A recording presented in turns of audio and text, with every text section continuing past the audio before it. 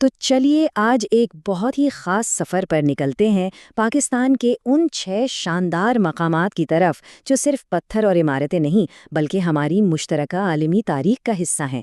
آئیے یونیسکو کے ان محفوظ خزانوں کو ایک ساتھ دریافت کرتے ہیں۔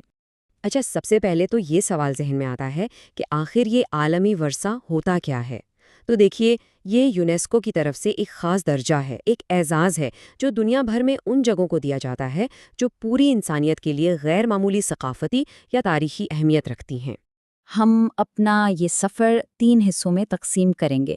سب سے پہلے ہم قدیم بنیادوں سے شروع کریں گے، پھر سلطنتوں کے عظیم الشان دور کو دیکھیں گے اور آخر میں اس بات پر غور کریں گے کہ یہ مشترکہ میراث ہمارے لیے کیا معنی رکھتی ہے۔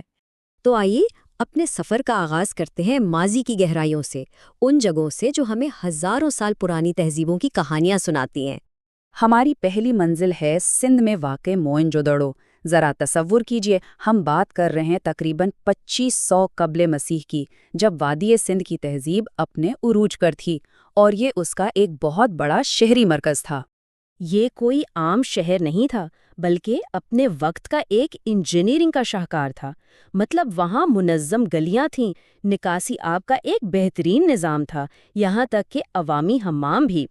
اس کی جو شہری منصوبہ بندی تھی نا، وہ آج بھی ماہرین کو حیران کر دیتی ہے۔ اب آگے بڑھتے ہیں اور بدھ مت کے 2 بہت ہی اہم مراکز کو دیکھتے ہیں۔ ایک طرف ٹیکسلا، جو علم و حکمت کا ایک بین الاقوامی مرکز تھا، اور دوسری طرف تخت بائی، جو ایک بالکل پرسکون پہاڑی خانگاہ تھی۔ یہ دونوں جگہ ہمیں بتاتی ہیں کہ اس خطے میں بدھ مت کا اثر کتنا گہرا تھا۔ چلیں جی، قدیم دور سے نکل کر اب ہم ان سلطنتوں کے زمانے میں قدم رکھتے ہیں جنہوں نے اپنی طاقت اور فن تعمیر سے تاریخ پر ایسے نقش چھوڑے جو آج بھی زندہ ہیں۔ یہ ٹائم لائن ایک بہت ہی زبردست تصویر پیش کرتی ہے۔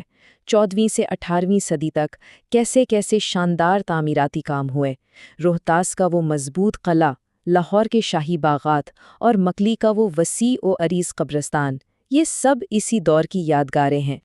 پنجاب میں کھڑا روہتاس قلعہ یہ شیر شاہ سوری کی فوجی ذہانت کا ایک زندہ ثبوت ہے۔ اس کی مضبوط دیواریں اور اس کی تصویریاتی لوکیشن، یہ سب کچھ اس لیے تھا تاکہ وسطی ایشیا سے آنے والے حملہ آوروں کو روکا جا سکے۔ اور اب چلتے ہیں لاہور، جہاں لاہور قلعہ اور شالیمار باغ مغل فن تعمیر اور ان کے جمالیاتی ذوق کی انتہا ہیں۔ مطلب یہ دونوں مقامات مل کر ایک ایسا تجربہ دیتے ہیں جو ناقابل فراموش ہے۔ ہماری اگلی منزل ہے ٹھٹھہ کے قریب مکلی کا خاموش شہر۔ یہ دنیا کے سب سے بڑے قبرستانوں میں سے ایک ہے۔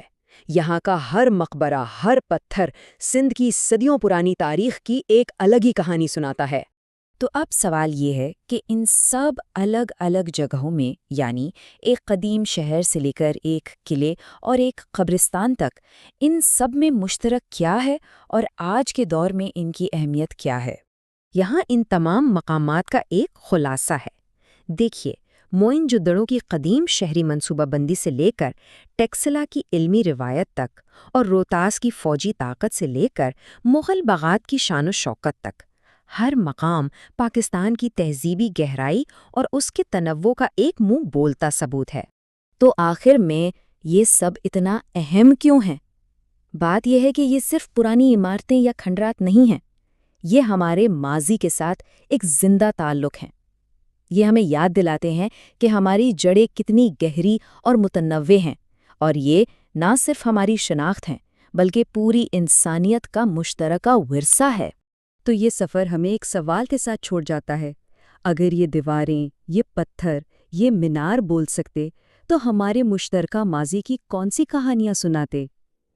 ان کی حفاظت کرنا صرف ایک ذمہ داری نہیں بلکہ آنے والی نسلوں کے لیے ان کہانیوں کو زندہ رکھنے کی کوشش ہے، کیونکہ یہ وراثت صرف پاکستان کا نہیں، یہ ہم سب کا ہے، پوری انسانیت کا۔